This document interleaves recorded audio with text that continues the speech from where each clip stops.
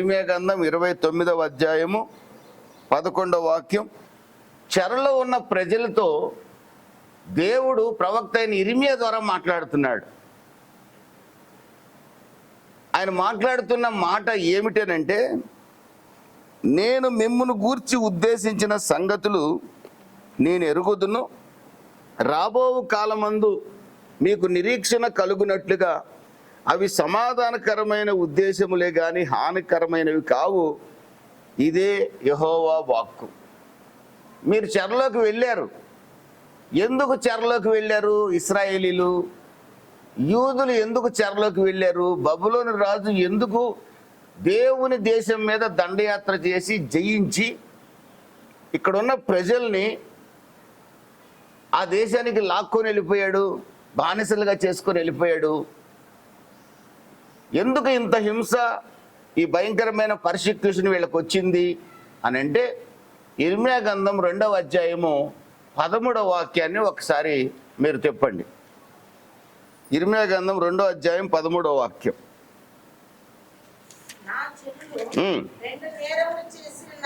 రెండు నేరములు చేసి ఉన్నారు, జీవజలముల ఊట అయిన దేవుడిని విడిచిపెట్టేశారు, తమ కొరకు తొట్లను, ఎవరినో జీవము గలవాడు అనుకొని వాడిని పూజించడం మొదలుపెట్టారు. ఒకళ్ళను కాదు, జీవజలముల ఊట అయిన యెహోవా దేవుడిని తిరస్కరించారు, విసర్జించారు. ఆకాశ నక్షత్రాలే జీవజలం అనుకొని ఆకాశ నక్షత్రాలను పూజించడం మొదలుపెట్టారు.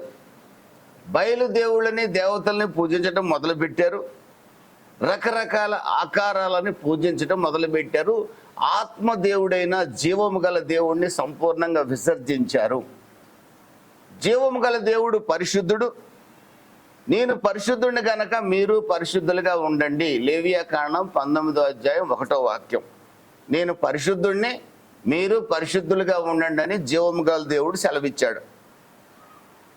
నాలో ఏ పాపము లేదని, నాలో పాపం ఉంటే మీరు రుజువు చేయండి అని కొత్త నిబంధన కాలంలో ప్రభువైన యేసుక్రీస్తు పాపము లేని పరిశుద్ధుడు. హెబ్రీయులకు రాసిన పత్రిక 4వ అధ్యాయం 15వ వాక్యం. ఆయన మనవలే శోధింపబడి పాపము లేనివాడిగా ఉండెను. ఎవరు ఈయన అంటే ప్రభువైన యేసుక్రీస్తు. 33.5 సంవత్సరాలు భూమి మీద బతికాడు. మనలాంటి శోధనలు ఈ రోజున యవ్వనస్తులకి ఏ శోధనలు వస్తున్నాయి, అన్ని శోధనలు ఆయనకు వచ్చాయి. మనవలే శోధింపబడి కూడా ఎక్కడ ఆయన పాపము చేయలేదు. ఇశ్రాయేలీలు ఆ రోజున పరిశుద్ధులైన దేవుడిని విసర్జించారు, ఆకాశ నక్షత్రాలను పూజించారు, పండగలు ఆచరించారు, నైవేద్యాలు ఆచరించారు. అదేవిధంగా తమ పిల్లల్ని బయలు దేవతలకి బలులు ఇచ్చేవాళ్ళు. 40 సంవత్సరాల అరణ్య యాత్రలో చెప్పులు అరగకుండా, బట్టలు నలగకుండా కాపాడిన దేవుణ్ణి విసర్జించారు. ఎర్ర సముద్రాన్ని పాయలు చేసిన దేవుణ్ణి విసర్జించారు. మారా నీటిని మధురంగా మార్చిన దేవుణ్ణి విసర్జించారు. బండ నుండి నీళ్ళు ఇచ్చిన దేవుణ్ణి విసర్జించారు.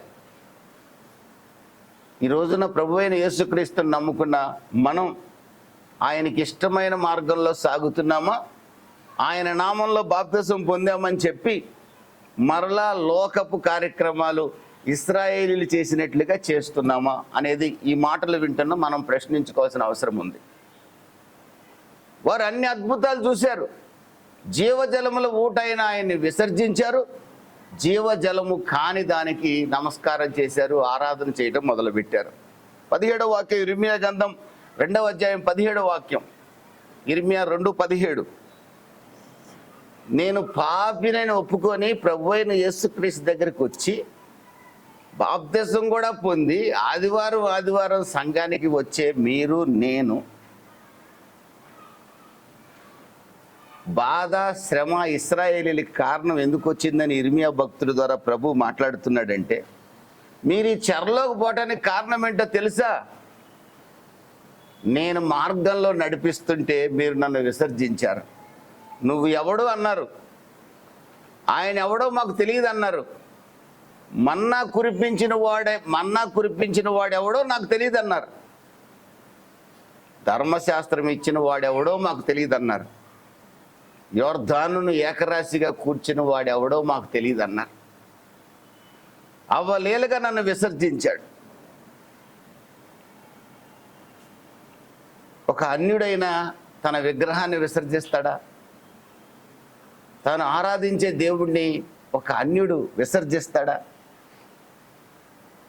ఒక ఫిలిస్తీయుడు తాను నమ్మిన దాన్ని విసర్జిస్తాడా? ఒక మంత్రగాడు తాను నమ్మిన మంత్రాన్ని జీవితకాలం అంతా అలాగే పట్టుకొని ఉంటాడు. కానీ మీరు జీవము గల దేవుడినైన నన్నే మధ్యలో వదిలేశారు. నడిపిస్తున్న నన్ను మధ్యలో వదిలేశారు కాబట్టి మీ బాధకి శ్రమకి కారణమని ఆ రోజున ఇర్మియా ద్వారా చెరలోనికి తీసుకొని పోబడిన ఇశ్రాయేలీలతో దేవుడు మాట్లాడుతున్నాడు. ఈ రోజున మనతో మాట్లాడుతున్నాడు, మనల్ని హెచ్చరిస్తున్నాడు. మీ మీద నాకు ప్రత్యేకమైన ఉద్దేశం ఉంది. ఆ ఉద్దేశం మీకు మేలు చేసేదే, మీకు కీడు చేసేది కాదు, హానికరమైంది కాదు. మీ మీద నాకున్న ఉద్దేశం, ఆ ఉద్దేశం నెరవేర్చాలని నేను మిమ్మల్ని నడిపిస్తున్న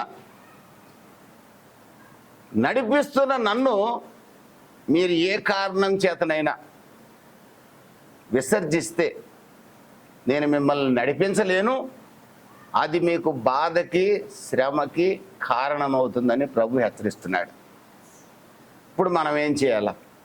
ప్రభువా, ఇప్పటి వరకు నేను అనేక సార్లు నేను విసర్జించాను, నువ్వెవడో తెలియదన్నట్టుగా బతికాను, నిన్ను నమ్ముకొని కూడా నువ్వెవరో తెలియదన్నట్లుగా ఉన్నాను. నేను రకరకాల కారణాలను బట్టి, అది ఆస్తులైనా లేకపోతే అది కులమైనా అది ఉద్యోగమైనా ఏదో ఒక కారణాన్ని బట్టి నీ నామాన్ని నేను అవమానపరుస్తూనే ఉన్నాను. అనేక పర్యాయాలు నిన్ను ఆరాధించడంలో కూడా నేను ఫెయిల్ అయిపోయాను. నీ ఆరాధన కంటే నాకు లోకపు స్నేహం ఎక్కువైపోయింది అని పశ్చాత్తాపడటం తప్ప మరొక మార్గం ఈ రోజున లేదు. బైబిల్ చెప్తున్న మాట, పశ్చాత్తాపడు, నీ పక్షంగా దేవుడు గొప్ప కార్యం చేస్తాడు. చప్పట్లు కొట్టి ప్రభు నామాన్ని కనపరుచుకుని దేవునికి స్తోత్రం కలుగునుగా. అప్పుడే మీ మీద నాకున్న ఉద్దేశాన్ని నేను నెరవేరుస్తాను. దేవునికి మహిమ కలుగునుగా. Hallelujah. This is the first point. దేవుడు మీ మీద ఒక మంచి ఉద్దేశం కలిగి ఉన్నాడు, నా మీద ఒక పెద్ద ఉద్దేశం కలిగి ఉన్నాడు. అది నెరవేరాలంటే నేను అనుక్షణం నా ప్రభు సన్నిధిలో పశ్చాత్తాపడేవాడిగా ఉండాలి. ప్రతి క్షణం ఆయన్ని ఘనపరచుట కొరకు నేను సిద్ధపడిన వాడిగా ఉండాలి. ఎక్కడ సమయం దొరికితే అక్కడ ఆయన నామాన్ని ఘనపరిచేవాడిగా నేను ఉండాలి. కొరింథీయులకు రాసిన మొదటి పత్రిక 10వ అధ్యాయం 31వ వాక్యం. ఏ చోటకి వెళ్ళినా మనం జీవించాల్సిన విధానం, మనం ఏది చేసినా, ఏది మాట్లాడినా, ఏది తిన్నా ఆయన నామాన్ని మహిమపరిచే విధంగానే జీవించాలని దేవుని వాక్యం సెలవిస్తుంది. దేవునికి స్తోత్రం కలుగునుగా. హల్లెలూయా. ఈ విధంగా కనుక మనం జీవించగలిగితే ప్రతి సందర్భంలో నేను ఆయన నామాన్ని ఘనపరచగలుగుతున్నానా అని మనం చెక్ చేసుకుంటే ప్రతిరోజు కూడా ఖచ్చితంగా దేవుడికి మన మీద ఉన్న ఉద్దేశాన్ని తప్పకుండా నెరవేర్చి తీరుతాడు. దేవునికి స్తోత్రం కలుగునుగా. చక్కటి ఉద్దేశం ఉంది ఆయనకు మన మీద. ఆ ఉద్దేశం నెరవేర్చబడాలి అంటే మొట్టమొదటిది ఏంటంటే, మనం ఇప్పటి వరకు ఆయన్ని ఎక్కడ అవమానపరిచామో ఆయన మార్గములో నడిపిస్తుండగా, ఆయన మనల్ని మార్గంలో నడిపిస్తుండగా మనం ఎన్నిసార్లు ఆయన అవమానపరిచినా, మీకు సంగతి చెప్పమంటారా? ఇశ్రాయేలీయులు 40 సంవత్సరాల అరణ్య యాత్రలో దేవుని మీద సణిగారు, సంశయించారు. వాళ్ళకి జరిగిన నష్టం ఏంటో చెప్పమంటారా? సంహరించబడ్డారు. కానీ మనం ఈరోజు కూడా సంహరించబడకుండా ఆయన మందిరంలో ఉన్నాం. ఒకసారి చప్పట్లు కొట్టి ప్రభు నామాన్ని కనపరచండి. మన దేవుడు ఎంత దయగలవాడో, ఎంత కృపగలవాడో అంత దహించు అగ్ని అయి ఉన్నాడు. యేసు ప్రభువుని తమాషాగా, గొర్రె పిల్లగా, ఎంతసేపు కనికర స్వరూపిగానే తీసుకోకూడదండి. ఆయనకి ఇంకో కోణం కూడా ఉంది. ఆ కోణం మోషేకు మాత్రమే తెలుసు. నిర్గమకాండం 3వ అధ్యాయంలో మోషేతో దేవుడు మండుచున్న అగ్ని పొదలో నుంచి మాట్లాడాడు. దేవుడు దహించు అగ్ని. ఎహెజ్కేలు గ్రంథం 1వ అధ్యాయం మీరు తర్వాత చదువుకుంటే ఆయన సింహాసనానికి కూడా అగ్ని జ్వాలలు ఉన్నాయట. సింహాసన చక్రాలు కూడా అగ్ని జ్వాలలతో మండుతుందంట. ఆయన సింహాసనం కూడా అగ్ని జ్వాలలతో మండుతుందంట. ఆయన కన్నులు అగ్ని నేత్రాలు, ప్రకటన గ్రంథం 1వ అధ్యాయం మీరు చదువుకుంటే. ఆయన పాదాలు అపరంజి వంటి పాదాలు. దేవుని స్తోత్రం కలుగును గాక. ఒక రోజున ఆయన ఈ లోకాన్ని అంతటికి తీర్పు తీర్చబోతున్నాడు. ఒకప్పుడు గొర్రెపిల్లగా వచ్చాడు, ఆయన యూదా గోత్రపు సింహముగా సాతాను మీద పగ తీర్చుకోవడానికి రాబోతున్నాడు. కనుక ఆయన నమ్ముకున్న మనం ధన్యులం. ఆయన మనల్ని మార్గంలో నడిపిస్తున్నాడు. 1 కొరింథీ 10వ అధ్యాయము 5వ వాక్యం. అయితే వారిలో ఎక్కువ మంది దేవునికి ఇష్టలుగా ఉండకపోయిరి గనుక అరణ్యములో సంహరింపబడిరి. ఎవరు వీరంటే ఇశ్రాయేలీలు. ఎవరు వీరంటే దేవుని చేత నడిపించబడుచున్నవారు. దేవుని చేత మార్గములో నడిపించబడుచుండగా వారు దేవునిని ఘనపరచలేదు. నెంబర్ 1, వారు ఏది చేసినా దేవుణ్ణి ఘనపరచలేదు, దేవుణ్ణి అవమానపరిచారు.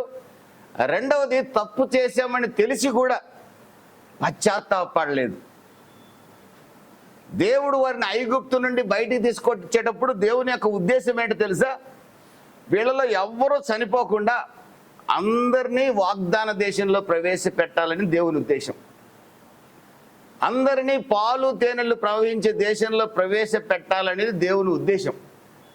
ఏమంటే చెప్పులు అరిపోకుండా చేసినోడు, వస్త్రాలు పాతగిలకుండా చేసినోడు, 40 సంవత్సరాల అరణ్య యాత్రలో వాళ్ళని చావకుండా కాపాడలేడా దేవుడు? కాపాడలేడా? కాపాడతాడా? కాపాడతాడు. అలాంటి దేవుడు మార్గంలో నడిపిస్తుండగా వీళ్ళు సణిగారు, సంశయించారు, విసర్జించారు. మోషే చెప్తున్నాడు, మీరు దేవుణ్ణి శోధిస్తున్నారు, జాగ్రత్త, పశ్చాత్తాపడండి. అవకాశం ఇచ్చినా పశ్చాత్తాపడలా. ప్రియమైన దేవుని బిడ్డలరా, అననీయ సప్పిరాలకి పశ్చాత్తాపడే అవకాశం లేకపోయింది. కయీనుకి పశ్చాత్తాపడే అవకాశమే లేదు. ఒక సెకను, ఒక నిమిషం. అననీయ సప్పిరాలకి కూడా ఒక నిమిషం టైం ఉంది. ఇంతకేనా అమ్మింది మీరు?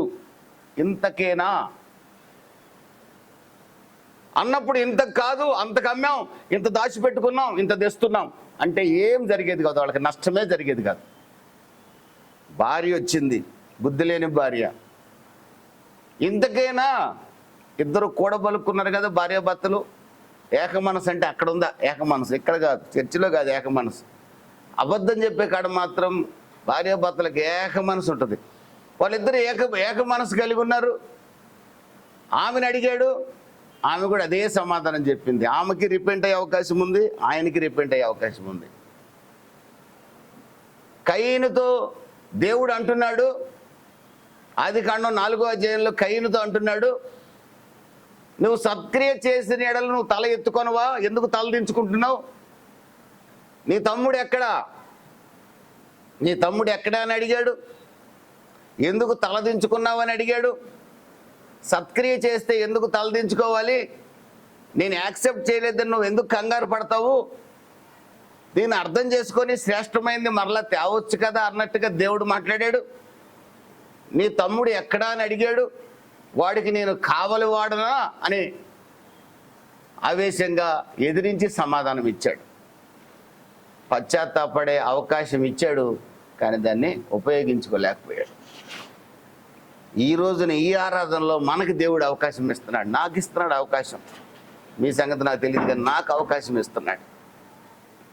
ఈ ఆరాధన ముగింపులో మనం పశ్చాత్తాపడగలగాలి.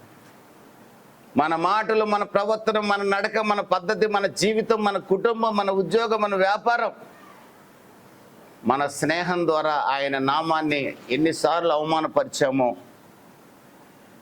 మనం ఏది చేసినా ఆయన ఘనత నిమిత్తమే చేయాలి. దేవుని స్తోత్రం కలుగును గాక. హల్లెలూయా. అంటే ఎప్పుడు బైబిల్ పట్టుకొని కూర్చోవాలండి? కాదండి. చక్కగా ఉద్యోగం చేయొచ్చండి, సంపాదించండి, బిల్డింగ్లు కట్టండి, పిల్లల్ని కనండి, పెంచండి, పోషించండి, అన్నీ చేయొచ్చండి. ఏది చేసినా ఆయన నామ ఘనత నిమిత్తం. ఒక డిపార్ట్మెంట్లో ఉద్యోగం చేస్తున్నాం, పోలీస్ డిపార్ట్మెంట్లో. పేద ప్రజలకు సాధ్యమైన సహాయం చేయటం, అన్యాయం చేయకుండా ఉంటాం.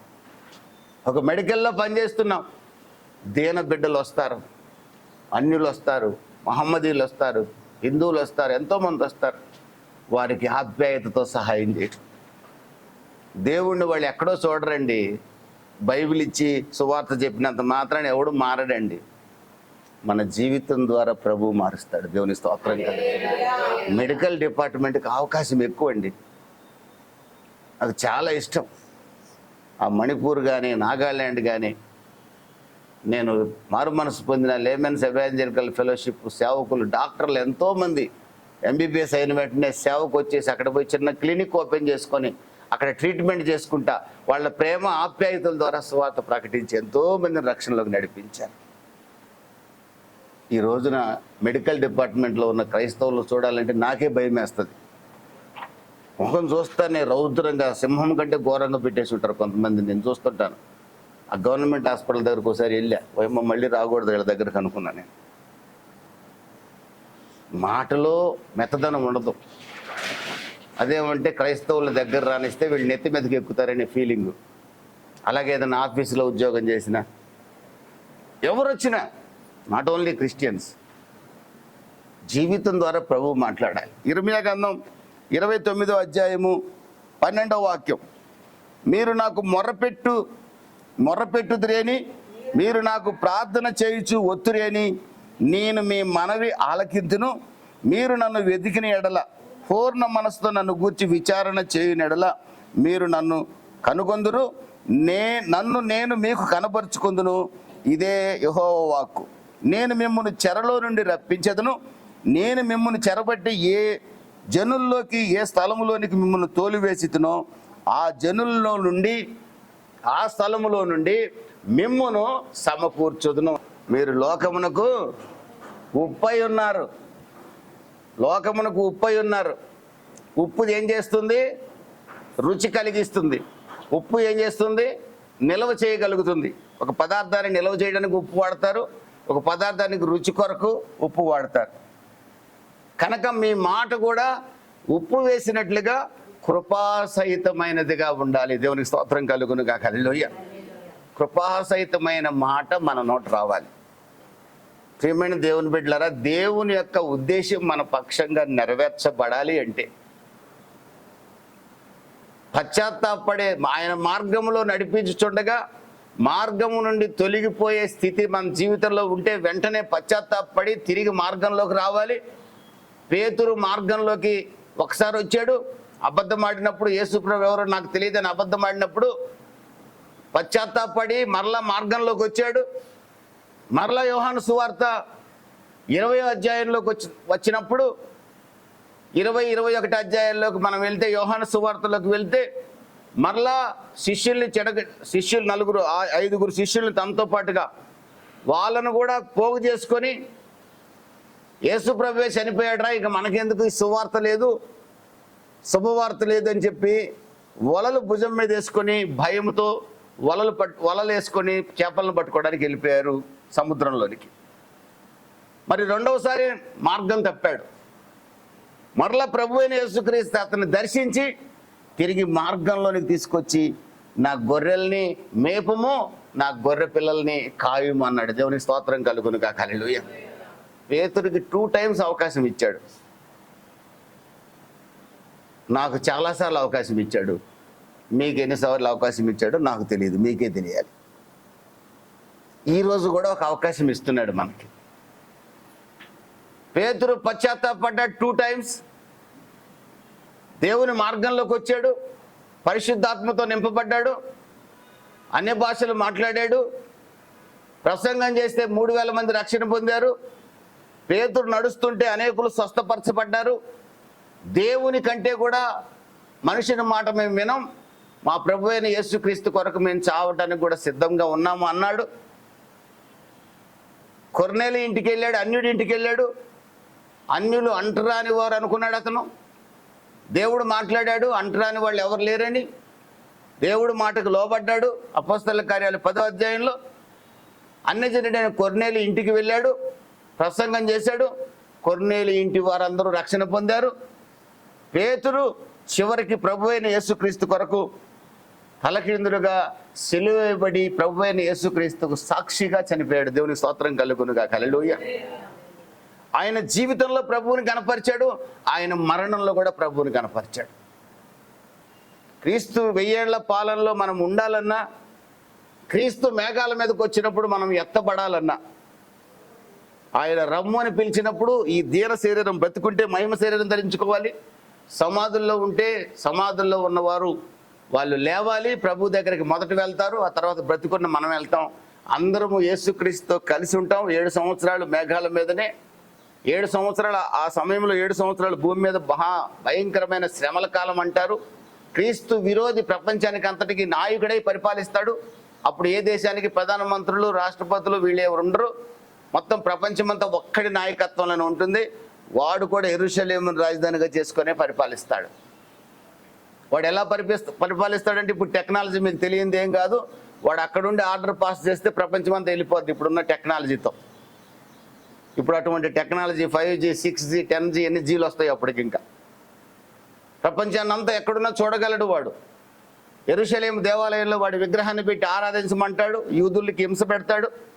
ప్రపంచంలో 666 ముద్ర వేయించుకొని వాడికి నీళ్ళు ఇవ్వడు, భోజనం పెట్టడు.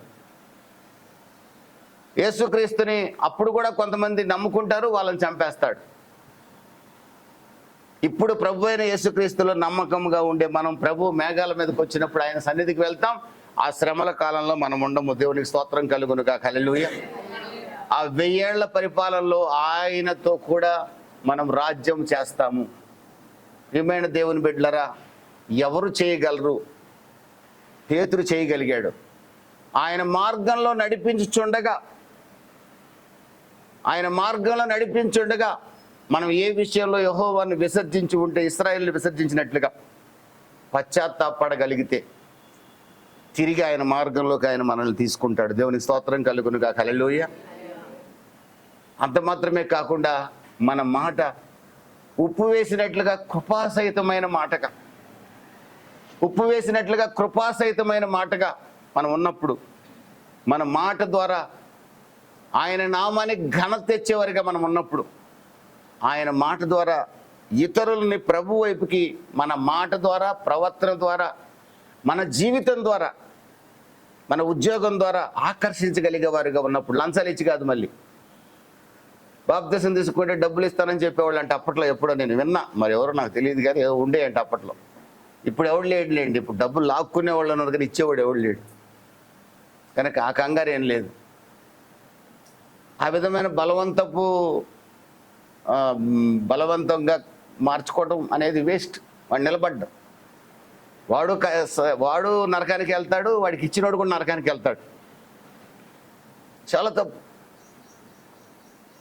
మన మాట కృపాసహితమైనదిగా, ఉప్పు వేసినట్లుగా మన ప్రవర్తన ద్వారా, మన జీవితం ద్వారా అనేకుల్ని ప్రభు అయిన యేసుక్రీస్తు వైపుకి ఆకర్షించగలిగే వారిగా మనం ఉన్నప్పుడు ఖచ్చితంగా దేవుడు మన పక్షంగా ఉన్న ఉద్దేశాన్ని నెరవేరుస్తాడు.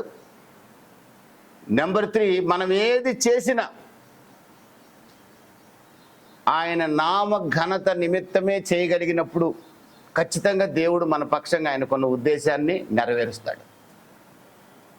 ఆ మాటలు మాట్లాడుతూ ఇర్మియా అంటున్నాడు, మీరు నా సన్నిధిలో ప్రార్థన చేయండి, విసర్జించిన నన్ను మీరు కనుక్కోండి. మళ్ళా మార్గంలో తప్పిపోయినప్పుడు మరలా ప్రభువా అని మళ్ళీ పాదాలు పట్టుకొని ఏడవాలి కదా, మనమైనా ఏడవాలి కదా. ఏడవకుండా క్షమించలే ప్రభు ఒక్కసారి కానీ మెట్లు ఎక్కేస్తే కుదరదు. ఖచ్చితంగా దేవుని సన్నిధిలో ఏడవాలి. ఇక్కడ నేను విసర్జించాను నాయన, ఇక్కడ నేను అపవిత్రపరిచాను, ఇక్కడ నీ నామాన్ని అగౌరవపరిచాను, దీని ద్వారా ప్రభువా నేను దుఃఖపెట్టాను. ఖచ్చితంగా దేవుని సన్నిధిలో పశ్చాత్తాపడి ఏడిచినప్పుడు, ఆయన నామాన్ని ఘనపరిచినప్పుడు, అన్ని విషయాల్లో కూడా ఆయన నామాన్ని ఘనపరిచేవారిగా మనం ఉంటే ఖచ్చితంగా ఆయన ఉద్దేశం మన పక్షంగా నెరవేరుస్తాడు. ఇశ్రాయేలుతో ఆయన చెప్తుంది అదే, నన్ను వెతకండి, మీరు కనుక్కుంటారు, నా సన్నిధిలో ప్రార్థన చేయండి, నేను వింటాను. మీరు ఏ చెరలో ఉన్నారో మీ మీద నా ఉద్దేశం ఏంటంటే యెరూషలేములోనే మీరుండి బహుగా దీవించబడాలనేది దేవుని యొక్క ఉద్దేశం. ఆ ఉద్దేశాన్ని వాళ్ళు పోగొట్టుకున్నారు, నెరవేరలా. కారణం యెహోవాని విసర్జించడం. ఈ రోజున ప్రభు అయిన యేసుక్రీస్తు యొక్క ఉద్దేశం మన మీద ఏంటో తెలుసా అండి?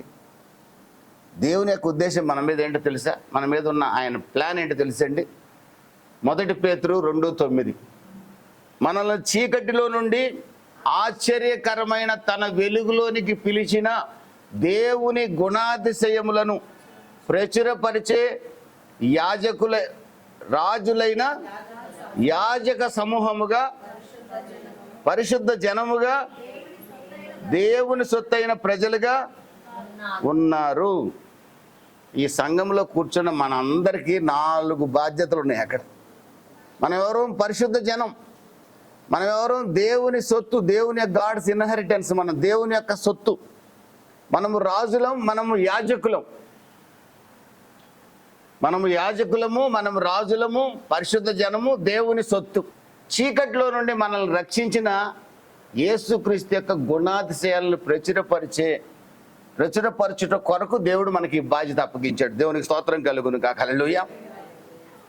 దేవుడికి మన మీద ఉన్న నిత్యమైన ఉద్దేశం, ఖచ్చితంగా ఆయన మార్గంలో నడిచే మీరు, అన్ని విషయాల్లో ఆయన్ని ఘనపరిచే మీరు, మీ జీవితం ద్వారా కృపాసహితమైన, మీ నోట వచ్చే ప్రతి మాట కృపాసహితమైన మాటగా, ఉప్పు వేసినట్లుగా ఒక వ్యక్తిని ఆకర్షించేదిగా, ఒక కుటుంబాన్ని బాగు చేసేదిగా, ఒక కుటుంబం కన్నీటితో ఉంటే ఆ కన్నీటిని తుడవగలిగేదిగా మీ మాట, ఒక కుటుంబం వేదనలో ఉంటే మీ మాట వేదన తొలగించగలిగేదిగా, ఒక వ్యక్తికి సహాయపడేదిగా, తల్లిదండ్రుల్ని ఆదరించేదిగా,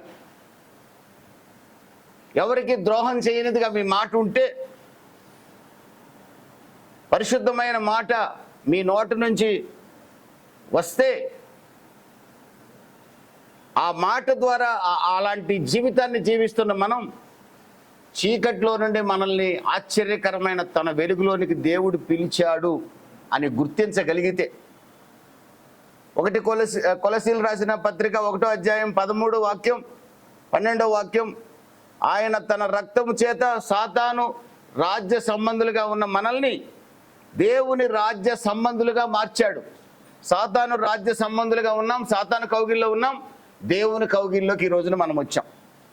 దీనికి కారణం ఏంటంటే యేసుక్రీస్తు చిందించిన రక్తం. ఆయన మనల్ని ఇప్పుడు రక్తం చిందించి సాతాను చేతి నుంచి విడిపించి దేవుని చేతుల్లోకి తెచ్చుకొని మనల్ని నడిపిస్తున్నాడు. నడిపించే మార్గంలో మనం ఆయన్ని ఘనపరుస్తూ నడవగలిగితే, నడిపిస్తున్న ఆయన గుణాతిశయాలను మనం ప్రచురించగలిగితే, నడిపిస్తున్న ఆయన గుణాతిశయాలను మనం ప్రకటించగలిగితే ఈ జీవితం ద్వారా మనకు తెలిసిన భాషలో ఆ రోజున పరిశుద్ధమైన జనముగా ఉండబోతున్నాం. ఆ రోజున దేవుడు మనల్ని, మీరు నా సొత్తు, నేనుండే చోటనే మీరుండండి అంటాడు. దేవునికి స్తోత్రం కలుగును గాక. యోహాను సువార్త 14వ అధ్యాయం 2-3 వాక్యాల్లో, నేనుండే చోట మీరుండునట్లుగా నేను మిమ్మల్ని తీసుకోపోవటానికి వస్తాను. ఆయన ఉండే చోటు నూతన యెరూషలేం పట్టణం. ఆయన ఉండే చోటు నూతన యెరూషలేం పట్టణం, కొత్త సృష్టి. ఆయన ఉండే చోటు ఈ భూమి మీద 1000 ఏళ్ల పరిపాలన. 1000 ఏళ్ల పరిపాలనలో మనం ఉంటాము. ఆ నూతన యెరూషలేం అనే కొత్త పట్టణంలో మనం ఉంటాం. దాన్ని స్వర్గము కైలాసం అని కూడా నేను చాలా చోట్ల చెప్పాను, కానీ ఈ మధ్య చెప్పదలుచుకోలే. స్వర్గము కైలాసం అంటే ఎక్కడో ఊహించుకుంటారు. ఒకడు అంటాడు నాతో, స్వర్గం కైలాసం సంగతి ఎందుకులే అన్న, భూమి మీద బతికితే చాలంటున్నాడు. స్వర్గము కైలాసం ఎక్కడో ఉండదు, భూమి మీదనే ఉండబోతుంది. దేవుని స్తోత్రం. హల్లెలూయా. నూతన యెరూషలేం పట్టణం. మీరు ప్రకటన గ్రంథం చదవండి. ప్రభు చిత్తం మీద దానియేలు గ్రంథం చెప్తున్నాను ఇప్పుడు జూమ్లో. దానియేలు గ్రంథం అయిపోయిన వెంటనే ప్రకటన గ్రంథం స్టార్ట్ చేద్దాం అనుకుంటున్నా. ఏదో నాకు ప్రభు చెప్పింది చెప్తున్నా. జూమ్లో వినేవాళ్ళు వింటున్నారు. వీలే చదువుకున్న వాళ్ళు, జ్ఞానం ఉన్నవాళ్ళు జాయిన్ కండి. వీలైతే ఆ లింక్ తీసుకొని టైం వేస్ట్ చేసుకునే బదులు జాయిన్ కావటం బెటర్. నూతన యెరూషలేం పట్టణం 1400 మైళ్ళు పొడుగు, 1400 మైళ్ళు వెడల్పు, 1400 మైళ్ళు ఎత్తు, 2250 కిలోమీటర్ల పొడవు, వెడల్పు, ఎత్తు. 2250 కిలోమీటర్ల పొడవు అంటే ఇంచుమించుగా తమిళనాడు నుండి కాశ్మీర్ దాకా పొడుగు. అంతే వెడల్పు, అంతే ఎత్తు. ఆదాము దగ్గర నుంచి ఇప్పటి వరకు పుట్టిన జనాభా ఆ నూతన యెరూషలేము పట్టణంలో అది అపార్ట్మెంట్స్ లాగా ఉంటుందని ఒక పండితుడి అంచనా. స్టెప్ బై స్టెప్ ఉంటుందని. మరి ఎత్తుంది కదా, ఎత్తుందంటే మరి ఇప్పుడైనా అపార్ట్మెంట్ కల్చర్ వచ్చేసింది కదా. మరి యోహానికి ఏ అపార్ట్మెంట్లు తెలియదు అప్పట్లో. మరి దేవుడు చూడండి యోహానికి ఎలా బయలుపరిచాడో. క్రీస్తు శకం 95వ సంవత్సరంలో, అంటే ఇప్పటికి 2000 సంవత్సరాల క్రితం యోహానికి దేవుడు ప్రత్యక్షత ఇచ్చాడు. మీ మీద దేవుని ఉద్దేశం మిమ్మల్ని రాజులుగా చేయాలని, యాజకులుగా చేయాలని, పరిశుద్ధమైన జనంగా చేయాలని, దేవుని సొత్తైన ప్రజలుగా చేయాలని. కానీ సాతానుగాడు మనం నాశనం చేయాలని. అందుకనే బైబిల్ అంటున్న మాట మెలకుగుండి ప్రార్థన చేయమంటుంది. దేవుని స్తోత్రం కలుగును గాక. బైబిల్ చెప్తుంది కొలస్సి 3:1 పైనున్న వాటిని వెతకండి అని చెప్తుంది. భూ సంబంధమైన వాటిని వెతకండి. వద్దా? చక్కగా తినండి, చక్కగా మంచి ఇళ్ళు కట్టండి, మంచి ఉద్యోగాలు చేయండి, వ్యాపారాలు చేయండి, సంపాదించండి, నీతిగా సంపాదించండి, దేవుణ్ణి కనపరచండి. దేవుని స్తోత్రం కలుగును గాక. హల్లెలూయా.